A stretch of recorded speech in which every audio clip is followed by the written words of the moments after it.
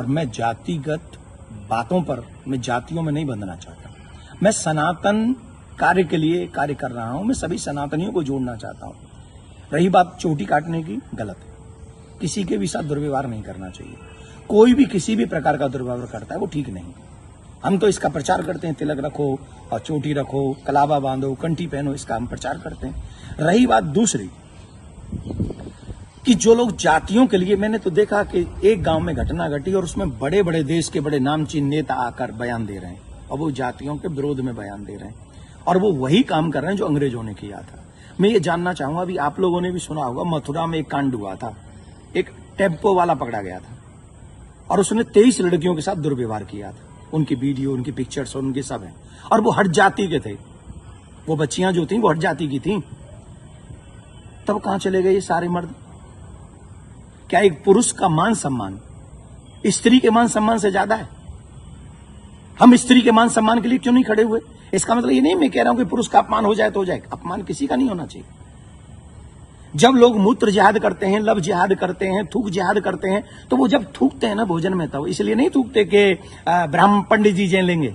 उसमें सब आते हैं, पंडित जी भी आते हैं, यादव जी भी आते हैं, सिंह साहब भी आते हैं, अग्रवाल जी भी आते हैं, चौधरी साहब भी आते हैं, लिमका भी आते हैं, ढिमका भी आते हैं, सब आते हैं। वो सबके लिए थूकते हैं, वो सबके लिए मूतते हैं, वो सबकी बहन बेटियों पर नजर रखते हैं। तब क्यों नहीं बोलते हम और आप सभी? बताइए, मैं जानना चाहता हूं। ये जितने भी लोग आज विवाद कर रहे हैं, ईमानदारी से बताइए, भगवान श्री राम किस लिए आए थे? वो तो क्षत्रिय थे। भगवान श्री कृष्ण किस लिए आए? वो तो यदुवंशी थे ना। किस लिए आए थे? बताइए मुझे, जरा जवाब दीजिए। जो अपनी अपनी जातियों के जो नेता बने बैठे हैं, मैं जानना चाहता हूं आपसे, जितने भी अवतार तुम्हारे सनातन में जिन पुराणों के अनुसार हुए, जिन पुराणों के अनुसार तुम अपने आप को हिंदू लिखते हो,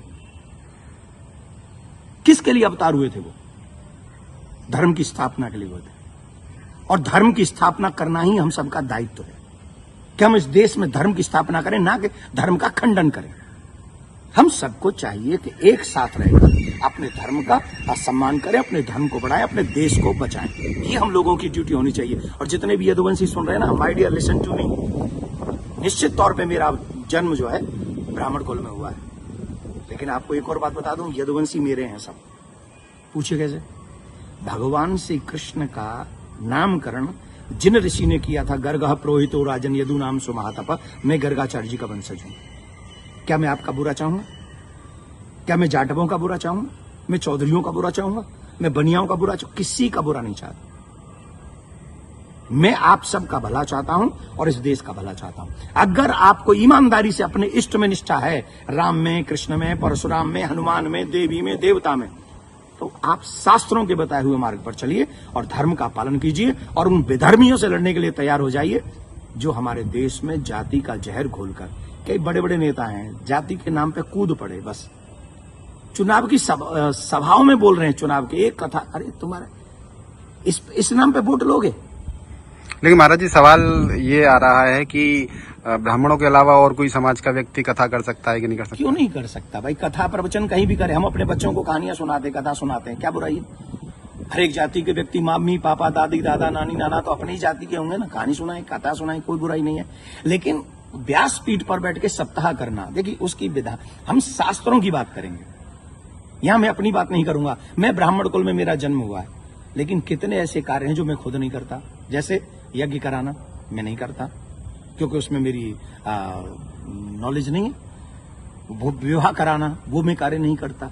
अंतिम संस्कार में भी जो 16 संस्कारों में से एक है, मैं वो नहीं करता। जो चीज मेरे हाथ में नहीं है वो मैं नहीं कर सकता, और जो मेरे हाथ में है वो मैं कर सकता हूं। जब हम भागवत करते हैं, एक अनुष्ठान करते हैं, अनुष्ठान को अनुष्ठान रहने दीजिए। सत्संग, प्रवचन, रामायण इत्यादि हम सब करें, कौन रोकने वाला है? और कितने ऐसे लोग हैं जो ब्राह्मण नहीं है, वो भी कथा कर रहे हैं। हमारे यहाँ तो मुस्लिम भी राम कथा करके गए हैं और हमने उनको स्वीकार किया। रसखान को हमने स्वीकार किया है। रसखान के पद हम लोग गाते हैं। तो इसमें जाति के चक्कर मत पड़िए, जाति बंधन मत फैलाइए। मैं हाथ जोड़ के प्रार्थना करता हूं, आइए हम सब एक हों, सनातन देश और धर्म और आने वाली पीढ़ी को बचाएं, यही हमारा दायित्व है। जय श्री राम। लेकिन महाराज जी, एक सवाल और कि उनपे आरोप लग रहा है कि छेड़छाड़ की घटना में शामिल पाई गई। देखिए, न तो ये काम देवकी नंदन का है और न काम ये अखिलेश जी का और तेज प्रताप जी का है। जो चीजें हुई हैं अब कह रहे हैं कि 2 आधार कार्ड मिले हैं, कोई कह रहा है उनको छेड़खानी हुई है, कोई कह रहा है उनकी चोटी काटी, उनका अपमान किया गया। तो इसके लिए संविधान है, इसके लिए प्रशासन है, हमें बांटना नहीं है। प्रशासन अपना काम करे, जहां जो जिसकी गलती हो उसे सजा दे। पंडित जी की गलती है तो पंडित जी को सजा दे, यादव जी की गलती है तो यादव जी को सजा दे। लेकिन जो बड़े बड़े लोग हैं, जो बड़े बड़े पदों पर बैठे हैं, उन लोगों को जातिवाद फैलाकर समाज को लड़ाना नहीं चाहिए। ये अच्छी बात नहीं है। धन्यवाद।